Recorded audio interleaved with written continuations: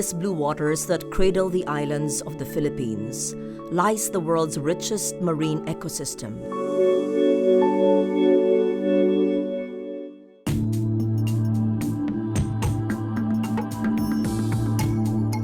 Vast coral reefs, seagrass beds, and dense mangroves, bursting with color and life, line the coasts and depths of its islands. It is nestled in the so-called Coral Triangle, which is home to more than 3/4 of the world's coral species and over 2,000 marine plants and animals.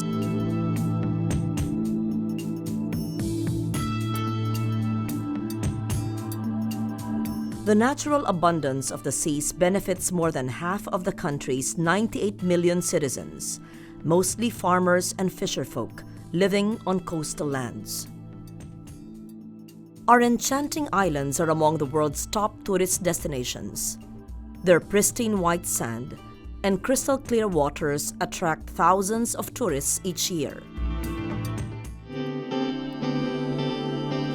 Reefs nurture life in the sea. They are natural habitats for thousands of marine species. A square kilometer of healthy coral reef may yield to about 30 tons of fish every year. Reefs are intricately linked to mangrove forests, seagrass beds, and countless other ecosystems. Nature has truly blessed us with rich marine resources, but these natural treasures are not forever bountiful, and the risk of losing them pervades through human abuse, neglect, apathy, and inaction. In the past 30 years, our coastal ecosystems have significantly declined. Now, 70% of our mangroves are damaged. 20% of our seagrass are destroyed. Nearly 90% of coral reefs are endangered. Only 1% of these underwater rainforests remain pristine. It would take many years for these corals to form, grow, and flourish anew. And the mass of fish species in our coasts has dwindled to 1/10 since the 1940s. Overfishing, destructive fishing,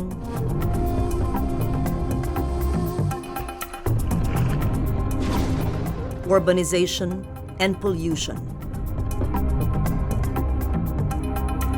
All these degrade our marine ecosystems. Unpredictable weather extremes brought about by climate change threaten even more marine biodiversity as they destroy the coral reefs. To destroy coral reefs is to endanger the entire marine life.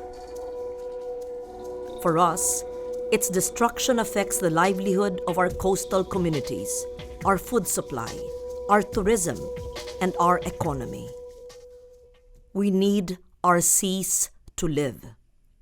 In the 1970s, dynamite and cyanide fishing were common in Apo Island in Negros Oriental. As coral habitats were destroyed, their fish dwindled, and the community risked losing their very source of food and income. It was a turning point for the people of Apo Island. In 1982, the town adopted a marine conservation program that stopped these unsustainable fishing ways. The intervention there was a small fish sanctuary. At the time, it was about 6 hectares. And it was a way of focusing the people to the fact that they should start looking at the sea as a limited resource, not an open resource. Our main objective was to help deploy coral modules. These are artificial structures made of natural dead coral so that you can actually encourage new growth. And these were deployed inside the no-take zone marine sanctuary.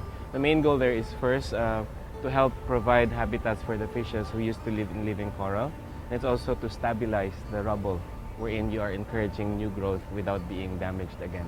Parts of the island were made into a marine sanctuary, where locals took turns to guard the coasts from any fishing. Mangrove reforestation, fisheries management, and the establishment of a marine protected area, vigilance, close monitoring, and intervention from the government and local folks are needed to stop persistent illegal fishing and unregulated shipping. The fisherman itself, para mga bantay dagat lahat eh. While they go fishing, they are also watching their resources, their territory, that no other fishermen or illegal fishermen that will fish and destroy their resources. After 3 years, the sanctuary and its neighboring areas steadily produced more fish. Sa umpisa, parang hindi pa masyadong na-influence yung mga tao. Importante na magpatrol kayo. Kasi para makita ng mga tao, gusto mong ipakita yung benefits, yung benepisyo ng mga tao. And then this kind of program, it takes time to get the benefits. 5 years, 7 years. Through discipline and cooperation in the community, the marine ecosystem fully recovered after 10 years. The long and difficult path to recovery has taught the people of Apo Island to favor and apply more sustainable ways of fishing. I think Apo Island has become a model for marine reserves, not only in the Philippines but also around the world. I think we are very proud of that, and we are continually trying to get more information so that we can improve the management of our fisheries through marine reserves. This means that, even if part of Apo has been damaged, especially the historical marine sanctuary, where everything started in conservation of the marine resources in the Philippines, there's still hope. They now embrace the much-needed balance in harnessing marine resources and protecting the ecosystems. Similarly, many other coastal communities across the Philippines face the daunting challenge of sustaining their marine resources amid the demands of a modern society and the risk spawned by urbanization and industrialization.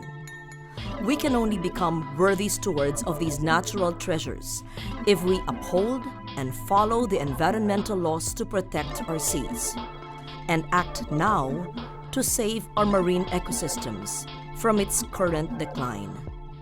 Nature's inherent capacity for giving life always inspires and brings hope. We too can inspire to nurture life in our seas. Save our marine life now and sustain our children's life today and tomorrow.